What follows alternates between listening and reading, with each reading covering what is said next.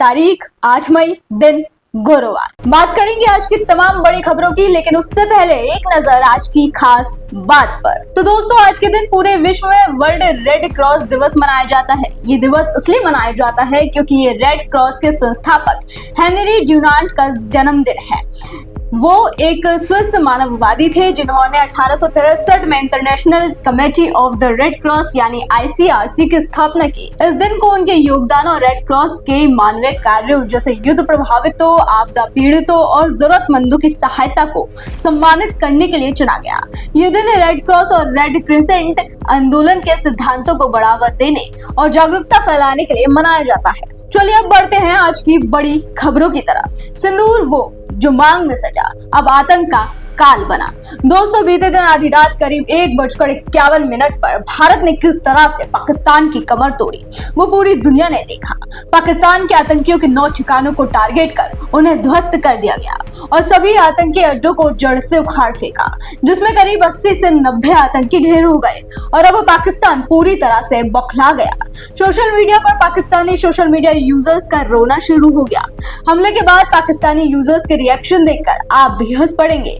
Social media पर पाकिस्तान के एक यूजर ने पोस्ट करते हुए लिखा, याद रखना दुनिया, हमले की शुरुआत भारत की ओर से की गई। इसके अलावा लिखा, होगी तुम्हारे साथ पूरी दुनिया, हमारे साथ तो अल्लाह है। इस तरह से बॉर्डर पर भारत और पाकिस्तान के बीच युद्ध का माहौल है। तो वहीं सोशल मीडिया पर भी भारत और पाकिस्तानी यूजर्स के बीच युद्ध छिड़ा हुआ है, लेकिन दोनों में कोई फर्क नहीं है क्योंकि दोनों जगह केवल पाकिस्तान रो रहा है। बहरहाल इन पोस्ट में पाकिस्तान का खौफ साफ दिखाई दे रहा। वहीं भारत का पाकिस्तान पर जबरदस्त एक्शन देख पूरी दुनिया हिल चुकी है और ऑपरेशन सिंदूर के बाद अब अमेरिका ने भी एडवाइजरी जारी कर दी। अमेरिकी मिशन ने अमेरिकी नागरिकों के लिए एक अलर्ट जारी किया। अमेरिकी मिशन ने इसमें अमेरिकी लोगों को संघर्ष वाले क्षेत्र छोड़ने की सलाह दी। अमेरिकी मिशन ने कहा कि वो पाकिस्तान में आतंकी ढांचे को निशाना बनाकर भारत की ओर चलाए गए ऑपरेशन सिंदूर के बाद घटनाक्रम पर बारीकी से नजर रख रहा है। सैन्य गतिविधियों और बंद हवाई क्षेत्र शीर्षक वाली सुरक्षा चेतावनी में कहा गया, हमें भारत की ओर से पाकिस्तान में सैन्य हमलों की रिपोर्ट के बारे में पता है। ये एक उभरती हुई स्थिति है और हम घटनाक्रम पर बारीकी से नजर रख रहे हैं। साथ ही अलर्ट जारी कर कहा कि अमेरिकी नागरिकों को आतंकवाद और सशस्त्र संघर्ष की संभावना के कारण भारत पाकिस्तान सीमा और नियंत्रण रेखा LOC के आसपास के क्षेत्रों के लिए यात्रा नहीं करें और आमतौर पर पाकिस्तान के लिए अमेरिकी विदेश विभाग की यात्रा पर पुनर्विचार करें सलाह की याद दिलाई। चेतावनी में कहा गया कि हवाई क्षेत्र बंद कर दिया गया है और कई उड़ानें रद्द कर दी गई हैं। दोस्तों, ऑपरेशन सिंदूर पर यूपी के डिप्टी CM केशव प्रसाद मौर्य का भी बयान सामने आया, जिसमें वो PM मोदी की तारीफ करते हुए दिखाई दिए। उन्होंने कहा कि PM मोदी जो कहते हैं वो करके दिखाते हैं। उनका बयान सुनिए। पहलगाम में जो आतंकवादी हमला, उस आतंकवादी हमले के बाद परिवार तो पीड़ा से जूझ ही रहे थे, लेकिन पूरे देश में गुस्सा था। आज प्रधानमंत्री श्री नरेंद्र मोदी जी की प्रेरणा से ऑपरेशन सिंदूर करके हमारी वीर सेनाओं ने आतंकवादियों को उनके अंजाम तक पहुंचा दिया, उनको नेस्तनाबूद कर दिया। और आज के दिन राष्ट्रीय एकता के प्रतीक सरदार पटेल जी की स्टैचू पे खड़े होकर के आप सबसे बात करके मैं बहुत गौरवान्वित महसूस कर रहा हूं।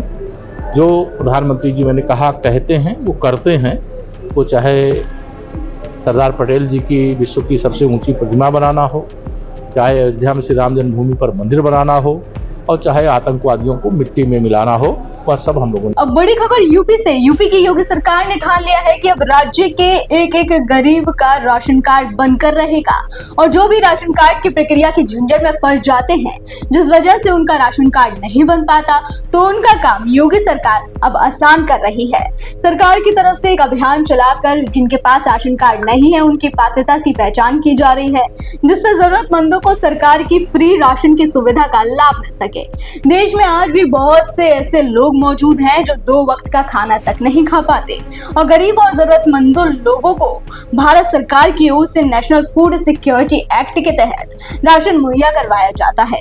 इस सुविधा का लाभ लेने के लिए राशन कार्ड होना जरूरी होता है, लेकिन उत्तर प्रदेश में आज भी बहुत से ऐसे गरीब जरूरतमंद लोग हैं जिनके राशन कार्ड नहीं बने, जिनकी मदद अब योगी सरकार कर रही है।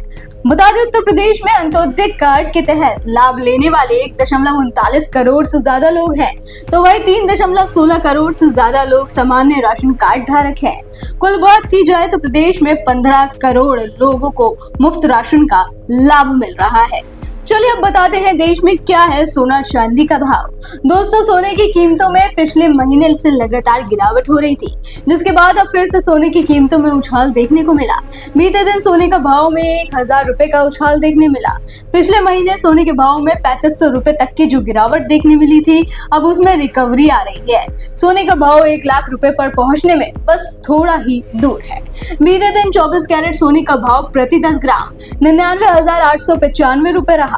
बात करें दिल्ली की, तो दिल्ली में 22 कैरेट सोने का दाम 90,900 रुपए और 24 कैरेट सोना 99,150 रुपए प्रति 10 ग्राम रहा। मुंबई में 22 कैरेट सोना 90,750 रुपए और 24 कैरेट सोना 99,000 रुपए प्रति 10 ग्राम रहा। चेन्नई में 22 कैरेट सोना 90,750 रुपए और 24 कैरेट सोना 99,000 रुपए प्रति 10 ग्राम रहा। गाजियाबाद की बात करें तो गाजियाबाद में 22 कैरेट सोने का दाम 90,900 रुपए और 24 कैरेट सोने का दाम 99,150 रुपए प्रति 10 ग्राम रहा। और लखनऊ में भी 22 कैरेट सोने का दाम इतना ही रहा। बीते कुछ दिनों में मौसम का मिजाज बदला हुआ है। तेज हवाओं और बारिश के चलते भीषण गर्मी से राहत मिली है। दिल्ली एनसीआर में भी कुछ हद तक राहत है। राजधानी में अधिकतम और न्यूनतम तापमान 33 से 36 डिग्री और 23 से 24 डिग्री के आसपास बना हुआ है। मौसम विभाग के मुताबिक दिल्ली में बहुत हल्के से लेकर हल्की बारिश हो सकती है। बादल भी गरजेंगे और बिजली भी कड़केगी। 9 और 10 मई को हल्के बादल छाए रहने की भी उम्मीद है। तापमान अधिकतम 35 से 37 और न्यूनतम 25 से 17 डिग्री सेल्सियस जा सकता है, मगर गर्मी ज्यादा नहीं होगी। वहीं उत्तर प्रदेश में एक बार फिर से धूप होने लगी है, जिसकी वजह से लोगों को दिन के वक्त बड़ी मुश्किलों का सामना करना पड़ रहा है। हालांकि रात के समय हवा चलने से मौसम बहुत हद तक सुहाना हो जाता है। प्रदेश में आने वाले दिनों में बारिश और हवा का सिलसिला जारी रह सकता है। इसी क्रम में पश्चिमी व पूर्वी हिस्से में कहीं कहीं पर बारिश होने की संभावना है। साथ ही गरज चमक के साथ बौछारें पड़ सकती हैं। 8 मई को प्रदेश के दोनों हिस्सों में बारिश और गरज चमक के साथ बौछारें पड़ सकती हैं। वहीं 9 और 10 मई को पश्चिमी यूपी में कहीं कहीं पर बारिश और गरज चमक के साथ बौछारें पड़ सकती हैं। सीबीएसई बोर्ड रिजल्ट को लेकर एक बड़ी खबर। सीबीएसई क्लास 10वीं और क्लास 12वीं का रिजल्ट जल्द जारी किया जा सकता है। खबरें हैं कि रिजल्ट 8 मई से 12 मई के बीच जारी होने की संभावना है। हालांकि आधिकारिक तारीख की घोषणा अभी बाकी है, जिसका मतलब जल्द ही अब देश के लाखों छात्रों का इंतजार खत्म हो जाएगा। सीबीएसई बोर्ड 10वीं और 12वीं परिणाम जारी होने के बाद स्टूडेंट्स आधिकारिक वेबसाइट cbsc.gov.in, results.cbsc.nic.in और cbsc.results.nic.in पर अपने roll number, school number, admit card number, security pin जो आपको स्क्रीन पर दिखेगा भरकर सबमिट करके अपना रिजल्ट चेक कर सकते हैं। वहीं बोर्ड की तरफ से एक बड़ा फैसला लिया गया है। रिजल्ट के बाद अब स्टूडेंट्स को उनकी आंसर शीट की फोटोकॉपी मुहैया कराई जाएगी, जिससे स्टूडेंट्स रिवैल्यूएशन या रीचेकिंग दोबारा कर सकेंगे। अगर आप इंजीनियरिंग या केमिस्ट्री में डिग्री लेकर सरकारी नौकरी की तलाश कर रहे हैं, तो ये खबर आपके लिए एक सुनहरा मौका साबित हो सकती है।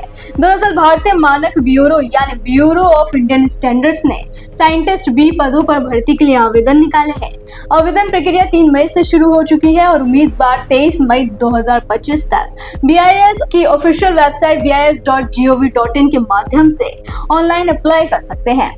वैकेंसी की बात करें तो केमिस्ट्री के लिए 2 पद, सिविल इंजीनियरिंग के लिए 8 पद, कंप्यूटर इंजीनियरिंग के लिए 4 पद, इलेक्ट्रिकल इंजीनियरिंग के लिए 2 पद, इलेक्ट्रॉनिक्स और एवं दूरसंचार इंजीनियरिंग के लिए 2 पद, एनवायरमेंटल इंजीनियरिंग के लिए 2 पद पर ये भर्ती निकाली गई है।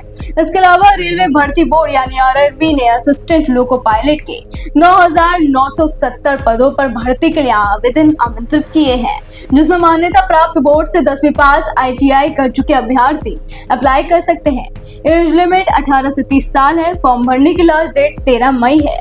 अभ्यर्थी RBI वेबसाइट www.rrbapply.gov.in पर आवेदन कर सकते हैं। आखिर में बताएंगे आज का दिन किन राशियों के लिए रहने वाला है खास। तो अगर आपकी राशि भी मेष, मिथुन, सिंह या धनु है, तो आज का दिन आपके लिए खास रहने वाला है। मेष राशि वालों का दिन शुभ रहेगा। कार्यक्षेत्र में नए सफर, नौकरी पेशा लोगों को सम्मान और व्यापार में लाभ की संभावना, साझेदारी के काम में सफलता और आत्मविश्वास में वृद्धि। आप जीवन साथी के स्वास्थ्य का ध्यान रखें। अब बात मिथुन राशि की। चंद्रमा का मिथुन राशि में संचार और गुरु का अनुकूल प्रभाव इस दिन को शुभ बनाएगा। करियर में प्रगति, विशेष रूप से शिक्षा और तकनीकी क्षेत्र में सफलता।